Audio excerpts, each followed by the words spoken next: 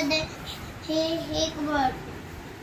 मी तिचे कपडे शिवत असते कधी पण आणि ती बोलते मला हे करायला दे ना, कपडे शिवायला दे ना, अशी बोलते. हा. तिला कळत नाही का असं करायचं नसतं? ए तुला कळत नाही का ग असं करतात? आईला असं बोलतात काय? आणि ती काय बोलते माहिती का मला? बोलते की आई अशी बोलते ती. बापरे, एवढं ओरडून बोलते आईवरती तू? हा, समजत नाही का ग तुला? ती बोलते ती तर. आणि तिचे बाबावरही. तिचे बाबा तर बाहेर गेला आता. बाबा बाहेर गेले. तिथं बाबा आहे का? आहे. आता आला आहे.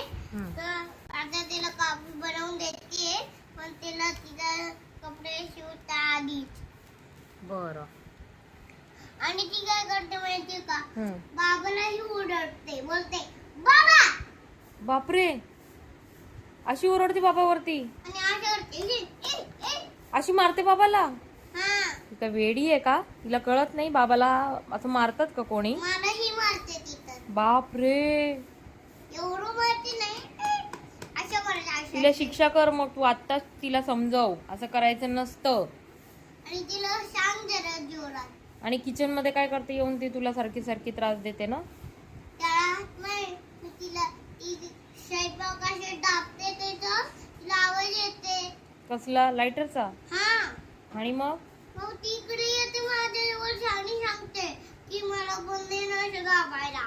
अरे बापरे, किचन मध्ये काही खेळायची जागा आहे का? नाही ना. मग किचन मध्ये बाऊ होऊ शकतो. पीठ करते ना, चपाती करते मोठ्या मोठ्या. तू करते? हा. बरं. करते पण. हा हा ठीक आहे. खोटं मग खोटं. ती काय करते माहितीये का? इकडे येते आणि बोलते मला पीठ मळायला. ती पीठ मळते आणि मी सांगते मला एवढा मोठा गोळा दे. एवढा मोठा पिठाचा गोळा? काय तू एवढं गाव जेवण घालते का एवढा पिठाचा गोळा मळते ते? तीच खेळते. मग तिला कशाला पाहिजे पिठाचा गोळा?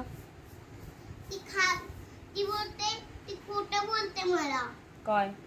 मी किचन मध्ये असते काम करत. तिला मी काम करत असते इकडं. तर ती मी किचन मध्ये गेली. ती बोलली मला पीठ मळायला. मग मी किचन मध्ये होती तर तिने असं गपचूप पीठ घेतलं एवढं मोठं खाल्लं. बापरे, कच्च्या चपातीचं पीठ खाल्लं? हा. आणि मग पोटात दुखलं तर काय करायचं सांग बरं? चपातीचं नाही, ते ज्वारीचं होतं पण. हा मग ठीक आहे, जाऊ दे. पण थोडंच खायचं असतं, थोडस. हा. तिला सांग तसं, थोडंच खायचं असतं ग. आणि आईचं ऐकायचं असतं, आईला त्रास नसतो द्यायचा. मारायचं नसतं.